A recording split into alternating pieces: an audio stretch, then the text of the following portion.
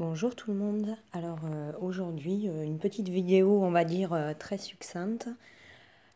Voilà, sur des images qui ont encore retenu mon attention, qui me serrent la gorge. On ne s'habituera jamais à ces images, alors dans le fond de ma pensée, je ne sais pas s'il faut diffuser ces horreurs, si ça peut nous amener à réagir, à réfléchir sur nos actions, voire même les incidences, les répercussions, même si ce ne sont pas nos actions directes, mais parfois le fait de se taire, de ne rien faire et de savoir est à mon sens parfois la plus grande de nos responsabilités.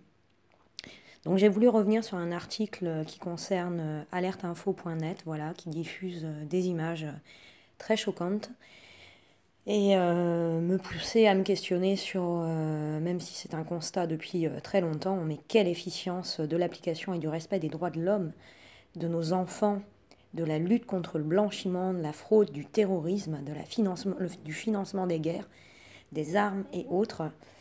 Aujourd'hui, quelle efficience, puisque quand on regarde cette horreur, on se dit mais quelle finalité, quel plan d'action à long terme mettre en place justement pour stopper ces horreurs.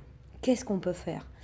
Alors, ma chaîne, elle est consacrée à l'émergence de nouvelles technologies, notamment des nouveaux paradigmes, on pourrait dire, de nouvelles potentielles évolutions, révolutions. Qui sait, on n'a pas de boule de cristal pour anticiper le futur, mais en tout cas, on sent qu'il y a une grosse pression qui est en cours et qui pourrait influer de loin le sens du virage de nos futurs. Alors, à mon sens, il y a quelque chose d'important, de civique, d'éthique, je dirais, d'humain, d'empathique. C'est qu'à mon sens, il est très important de s'intéresser à ces nouvelles technologies, notamment le blockchain, les intelligences artificielles, les IoTS, les objets connectés, les DApps, etc., etc., les nouvelles API. Enfin, tout ce qui tourne autour des sciences informatiques et des sciences transversales. Pourquoi? Parce que je pense que l'intérêt direct à court, moyen et long terme, c'est par l'intelligence collective de donner une utilité à ces nouveaux usages.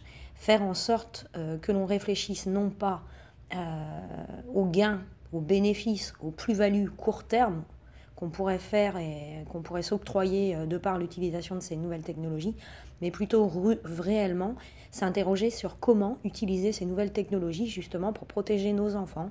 Quand on donne naissance à des enfants, on se doit d'assurer la qualité, la sûreté, la sécurité de leur avenir. Et je pense que c'est la responsabilité de chaque être humain. Voilà.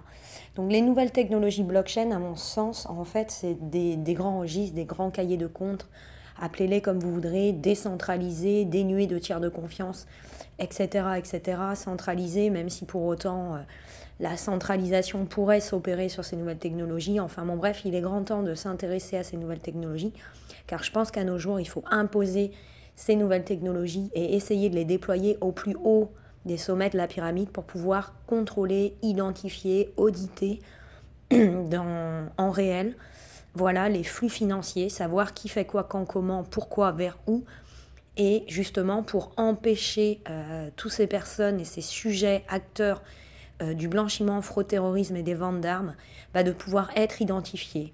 C'est comme quand vous avez une famille, quand les parents observent les enfants, il y a moins de bêtises. Quand vous détournez des yeux votre enfant, c'est là où parfois les bêtises arrivent. Donc ces nouvelles technologies avec de l'intelligence artificielle nous permettraient d'opérer par un simple contrôle continu, en fait, automatique, plus ou moins humain, où les gens pourraient potentiellement intervenir sur l'open source, voilà, et agir. Parce que ce qui nous manque aujourd'hui, c'est des actions. On est beaucoup à diffuser ce genre d'horreur, mais néanmoins, on n'a pas les solutions. Les solutions, on pourrait les avoir. Il suffit d'imposer Big Brother à tous les niveaux de nos pyramides organisationnelles, justement pour imposer le bon sens et la responsabilisation de chacun des acteurs.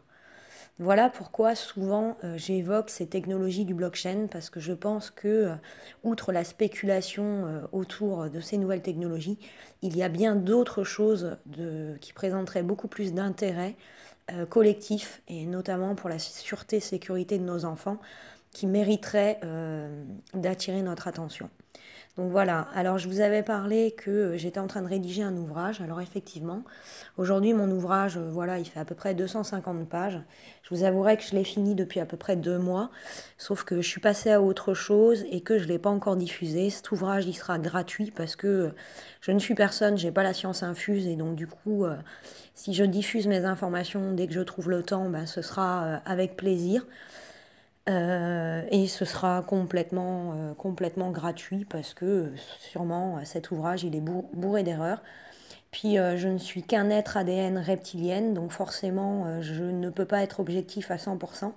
Donc dans le sens où j'ai l'impression que mon ouvrage peut être susceptible d'être entaché d'erreurs, voilà, celui-ci sera gratuit. Donc je vous le ferai en audio quand je trouverai le temps justement pour vous sensibiliser à comment est-ce qu'on pourrait transposer ces nouvelles technologies pour donner un sens un petit peu plus propre à nos vies et essayer justement d'éviter de voir des diffusions de telles photos parce que moi personnellement, j'en ai la gorge nouée, je ne sais plus quoi faire, je me sens égoïste, je me sens inutile et je me pose vraiment la question de savoir mais qui je suis comme être ADN reptilienne, quelle est ma fonction dans cette société et comment est-ce que je suis amenée à diffuser de telles photos, comment est-ce que j'ai laissé faire, comment est-ce que je n'ai pas réagi, pourquoi est-ce que je n'ai pas réagi.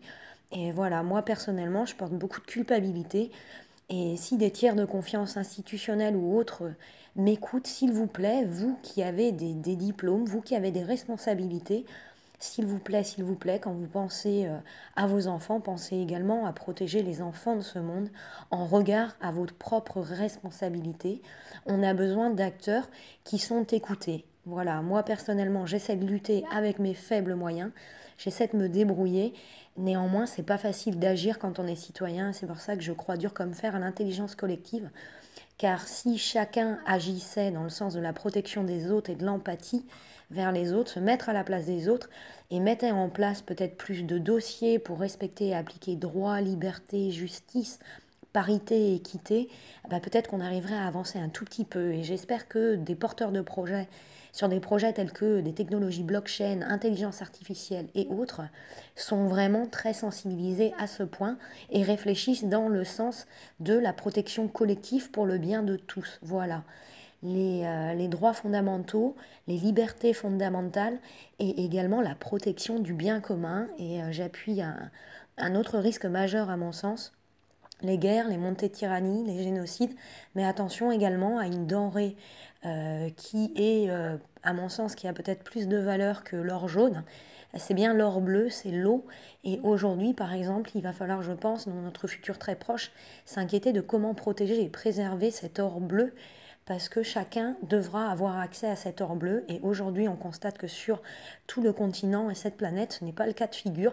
Donc à mon sens, c'est un prochain risque peut-être potentiellement majeur. Donc il faut en être conscient et je crois qu'il faut se responsabiliser. Alors bien sûr, j'ai des belles paroles, j'en suis désolée, mais c'est vrai que j'ai pas d'action ou pas comment je vais dire, de solution directe, concrète à court terme, même si je ne reste pas sans rien faire. Si j'ai pas diffusé mon ouvrage ou alors mon extrait, je dirais que c'est voilà, parce que j'ai beaucoup de dossiers à traiter et il y a des priorités qui sont à mon sens vitales et j'essaie de me battre en ce sens. Voilà. Donc je vous souhaite une bonne journée. Néanmoins, restez optimiste. Je ne veux pas être fataliste face à ce qui se passe, mais néanmoins, voilà, s'interroger sur ok, je vais faire les magasins, je regarde la télé, je suis bien, je suis au chaud. Mais est-ce qu'il arrive, ce qu'il arrive aux autres pourrait m'arriver à moi? Est-ce que ce qu'il arrive aux autres pourrait arriver à mes propres enfants? Et comment est-ce que j'anticipe la situation pour que justement cette contagion ne soit pas, et cette épidémie d'horreur ne devienne pas une pandémie? Voilà, je vous dis à bientôt et prenez soin de vous. Je vous embrasse très fort. Prenez soin de vous et prenez soin également des autres, s'il vous plaît. Gros bisous, à bientôt!